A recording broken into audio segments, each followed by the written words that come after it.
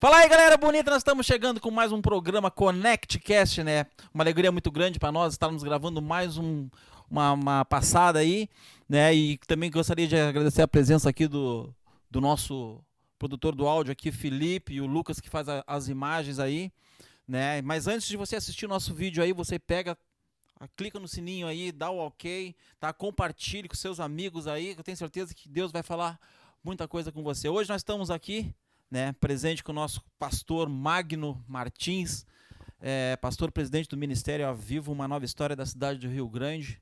Seja bem-vindo, pastor.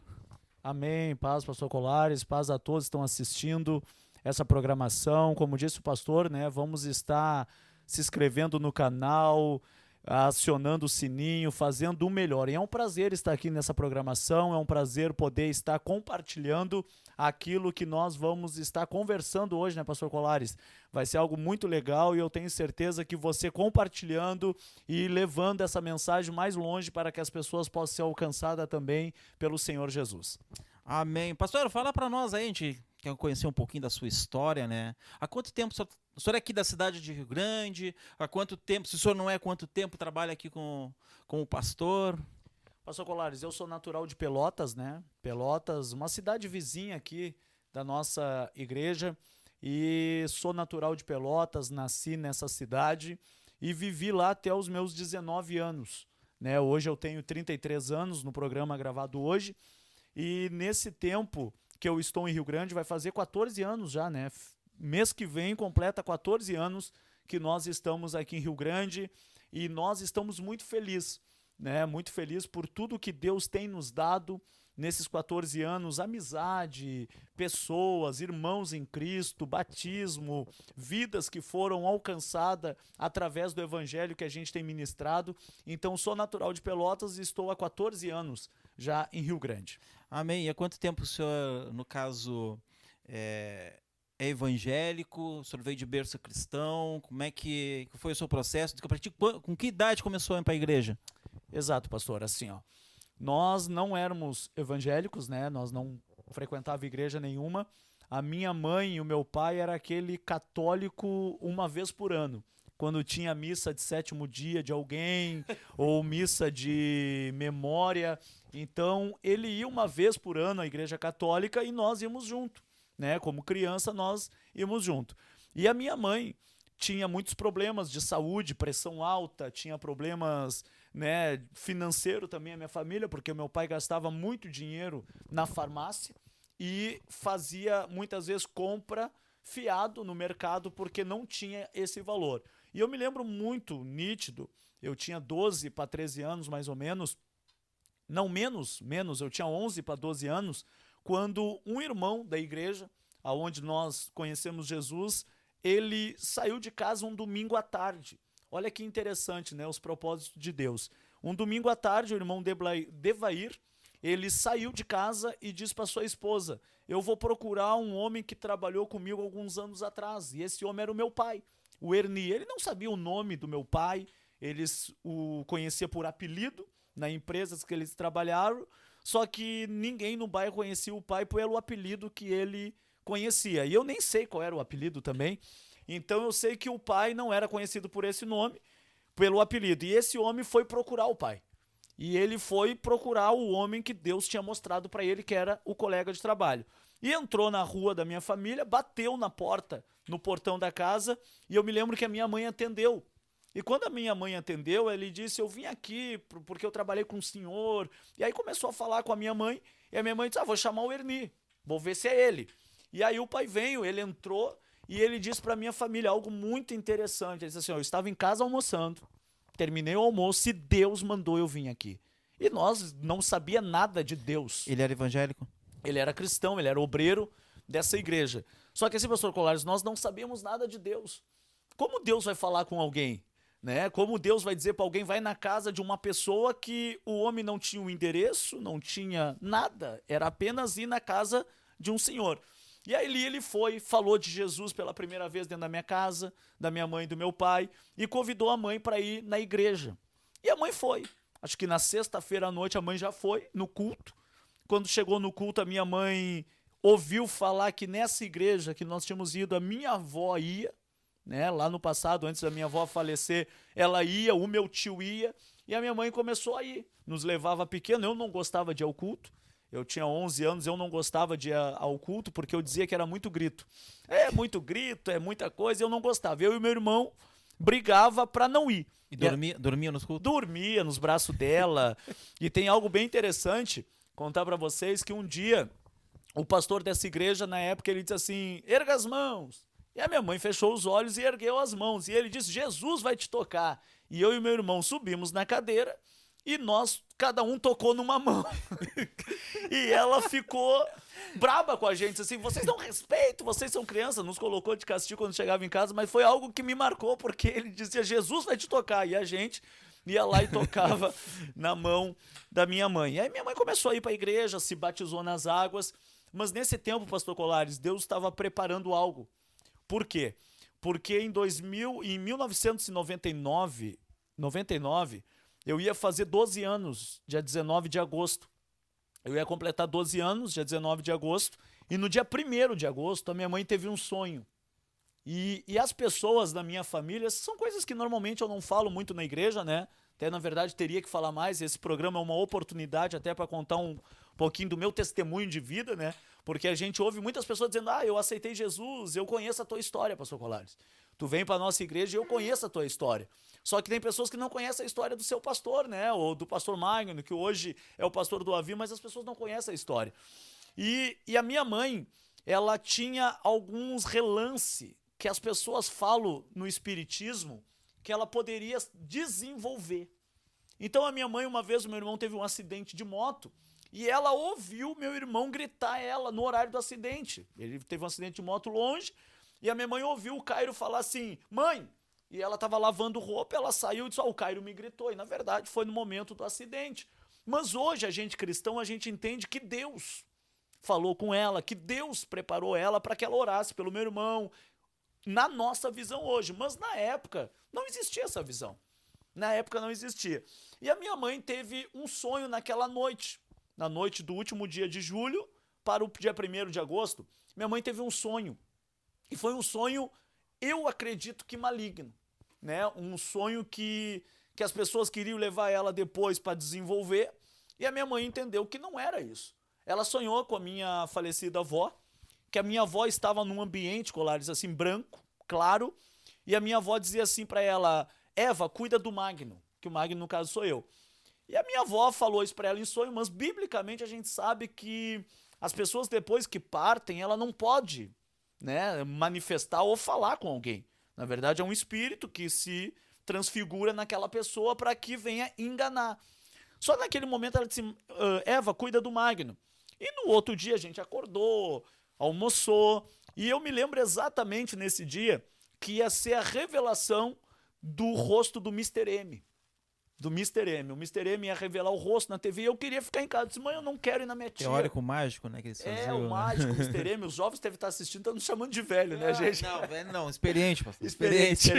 A gente falando de história de 99, né? Eu com 12 anos. Só que nesse dia eu disse assim, eu quero ver a história, eu quero ver quem é o Mr. M, eu quero ver quem ele é. E a minha mãe disse, não. Tu é meu filho e tu vai comigo. E minha mãe sempre teve isso. E até volto numa questão que às vezes tem crianças, se eu não quero ir na igreja, a mãe diz, deixa o filho em casa e não vai. Minha mãe nunca fez isso, gente, não quero ir na igreja. Vocês vão, são crianças e eu governo vocês e vocês vão ir. E naquele dia, pastor Colares, a minha mãe nos arrumou e fomos. Entramos num Chevette que meu pai tinha. Eu sempre sentei atrás do pai e o Alex atrás da mãe. Sempre foi assim. Não, o Alex atrás do pai e eu atrás da mãe. Quantos irmãos o senhor tem? 4 irmãos. Somos irmãos. 4. Eu sou o terceiro de 4, né? E aí o que acontece, pastor? Quando o meu irmão senta atrás do meu pai, eu sento atrás da minha mãe.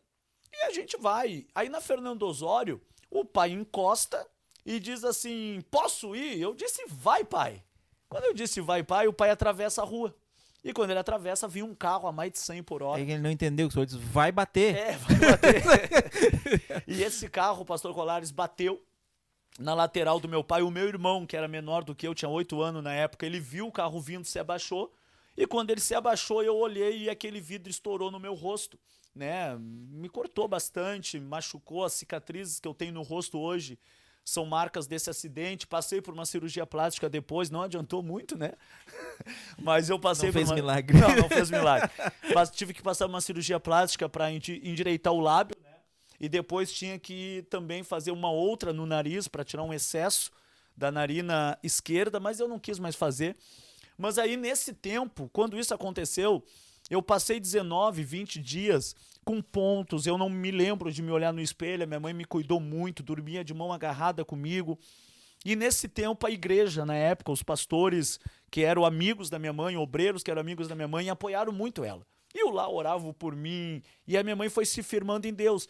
Então, esse homem foi lá na casa dos meus pais no momento que a gente precisava muito, mas também nós iríamos precisar ainda mais, que foi no tempo desse acidente que eu sofri, né?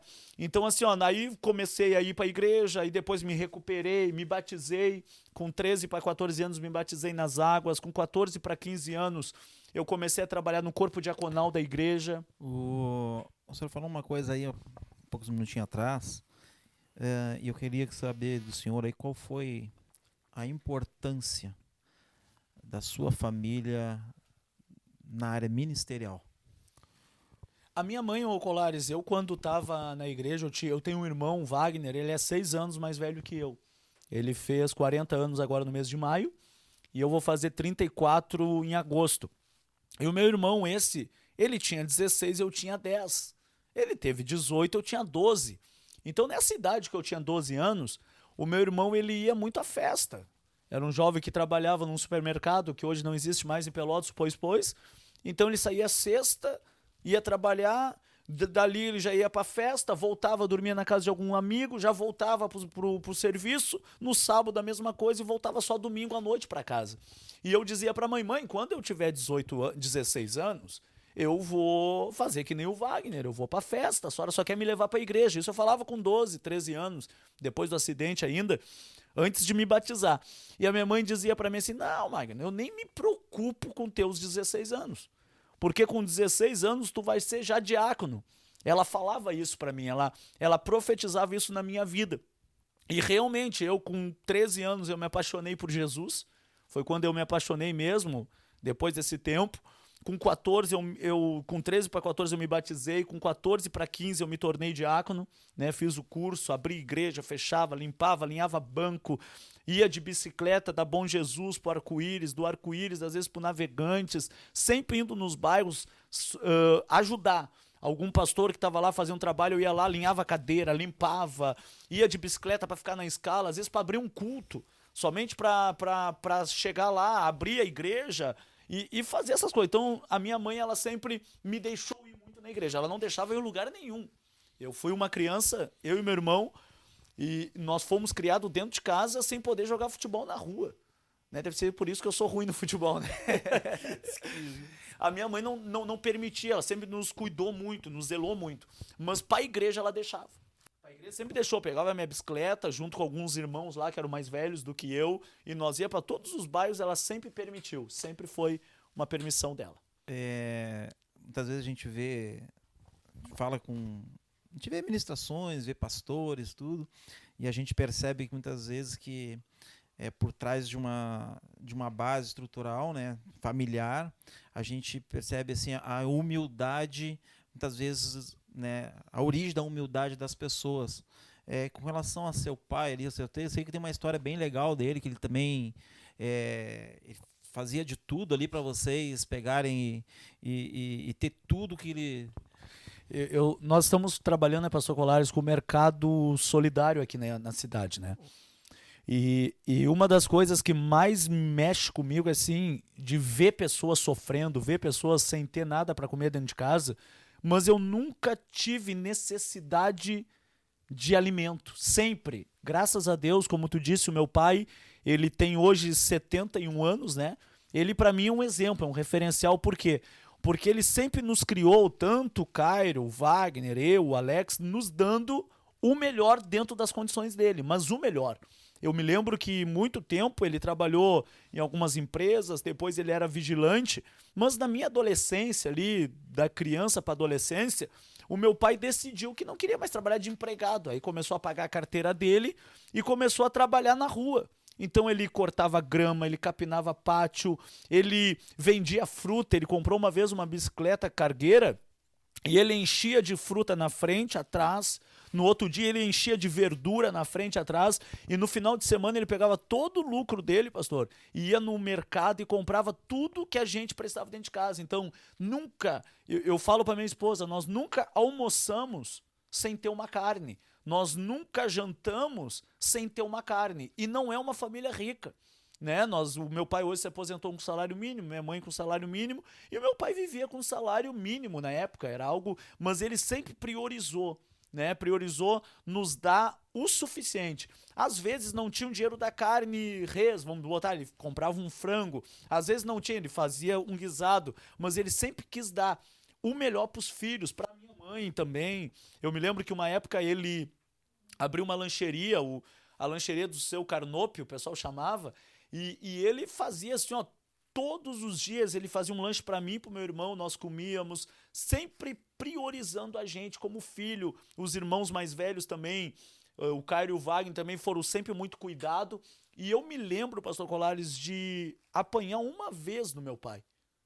Uma vez somente. A minha mãe puxava muito de nós, né? Minha mãe nos puxava bastante, porque eu merecia também. Eu era jovem, era criança como todos. Mas o meu pai nunca me tocou, meu pai nunca me bateu, meu amigão sempre. Só que o meu pai um dia, ele não me bateu assim, ó, bateu. Mas eu tava incomodando, e ele pegou aquela espátula da prensa de virar o lanche e fez assim, Magno, vai pra lá. E aquilo me doeu mais que uma surra da minha mãe, porque ele nunca tinha feito... Nunca tinha feito nada. Então meu pai sempre foi esse referencial, pastor, assim, ó.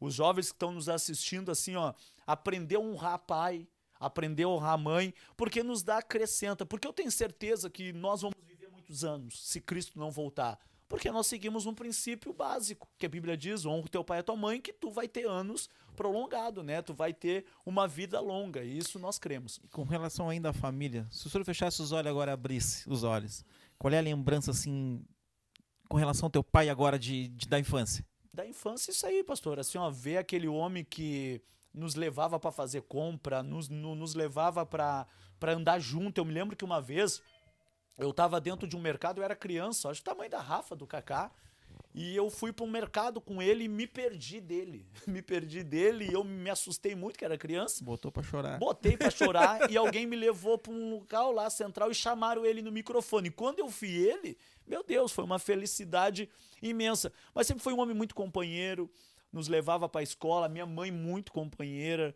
sabe? Eu tenho marcas da minha mãe e do meu pai que, graças a Deus, eu posso honrar eles hoje com vidas e quero que viva muitos anos, de nos tapar, pastor. Eu acredito que o que a tua mãe e teu pai fizeram por ti, fazem por ti, né? Graças a Deus, ela acordava de madrugada para ver se a gente estava tapado. Eu me lembro que na minha infância, é bom a gente falar sobre isso, até eu vou pegar isso aqui, fazer os meus filhos assistir, né? Na íntegra, porque na infância, minha avó, ela fez uma coberta de pena de animal mesmo. Na nossa época era... Eles faziam um monte de ganso, as penas de ganso, que é bem quentinha, né? Pode ser. Pode ser. Pode eu ter sei sido. que era coberta de pena. Então a minha avó fez essa coberta para ela e pro meu avô na época, né? Só que o meu avô faleceu, depois a minha avó faleceu e aquela coberta ficou para a mãe. Só que quando a minha avó morreu, eu tinha 3 anos de idade. Eu não tenho memória dela, mas eu tenho memória que ela disse que era para cuidar do neto dela, que era o Magno, né? Então a minha mãe me deu aquela coberta. Aquela coberta me acompanhou até eu casar. Era o cobertor que eu me tapava. Era extremamente quente, como tu disse. E era assim, ó, meus irmãos tinham os outros cobertores, às vezes botavam 2, 3 e eu somente com aquele porque era extremamente quente. E a minha mãe acordava de madrugada, como todas as mães fazem, e vai ver se o filho tá tapado.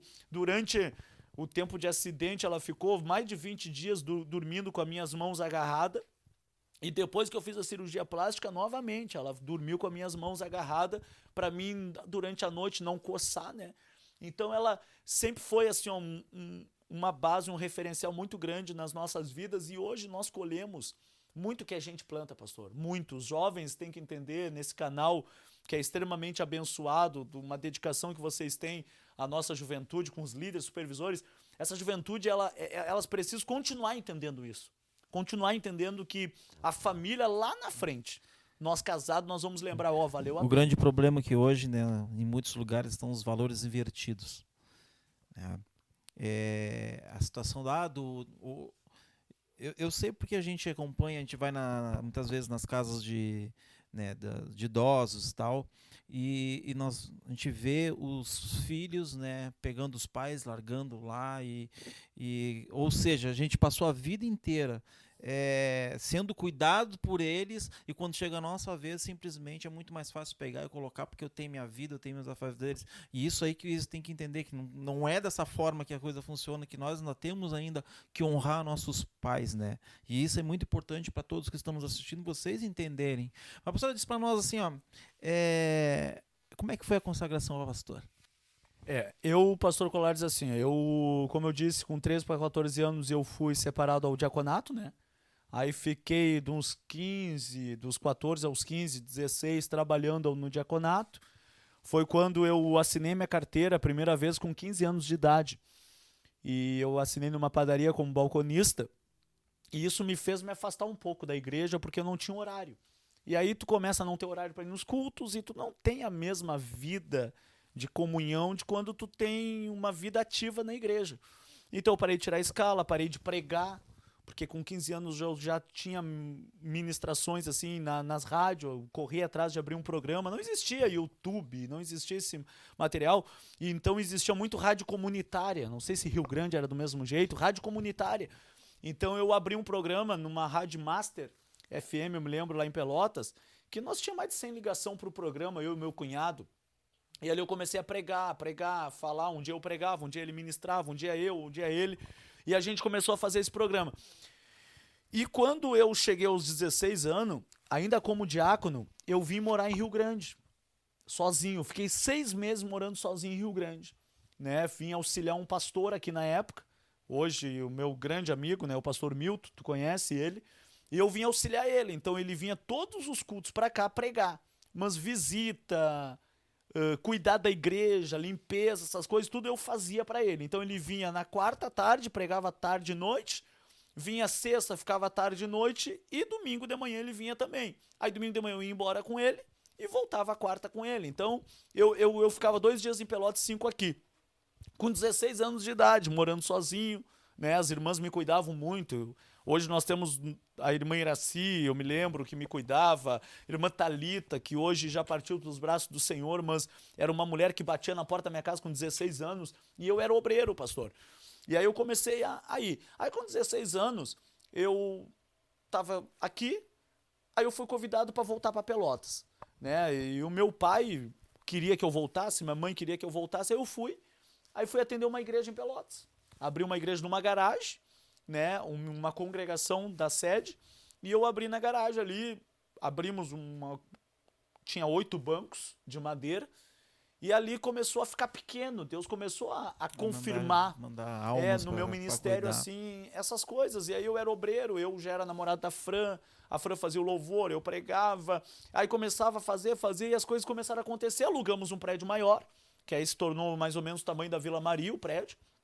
Lotou também, tinha 100 e poucas pessoas nos cultos. A Vila Maria deveria ter aqui, acho que era 18 por 7. 18 por 7 é o tamanho, 18 né? por 7, é. Então o prédio era mais ou menos isso. E lá na congregação da Darcy Ribeiro, nós compramos um prédio, 30 por 10, se eu não me engano. 30 por 10. E aí nós aterramos e fizemos, mas eu saí de lá e vim para Rio Grande atender a igreja aqui. Quando eu vim para cá, eu fui levantado a pastor, né? Fui levantado a pastor pelo meu antigo líder. Isso foi num encontro de obreiros que tinha lá no Cerrito. Pastor Santos, na época, hoje também já partiu para os braços do Senhor. O pastor Santos era o pastor da igreja, e na época eu fui lá e fui levantado a pastor porque eu cuidava da congregação, que tinha mais de 100 pessoas nessa congregação lá em Pelotas. Aí eu vim para cá, para Rio Grande, e saí de Pelotas com 100 e poucas pessoas na congregação, vim para cá atender a igreja na Vila Maria com 9 pessoas. Chegamos aí com 9 irmãos. 9 irmãos. Os cultos da noite que eu falo para vocês era um culto no antigo ministério que nós tínhamos com 3 pessoas. Saudoso irmão Manuel, irmão Michel e irmã Jaque. De fora. Aí depois entrava a Fran, que fazia o louvor, e eu que pregava. A Fran tinha que ficar sentada. A Fran tinha que ficar sentada. Para encher. E eu tinha que ficar batendo palma quando ela cantava.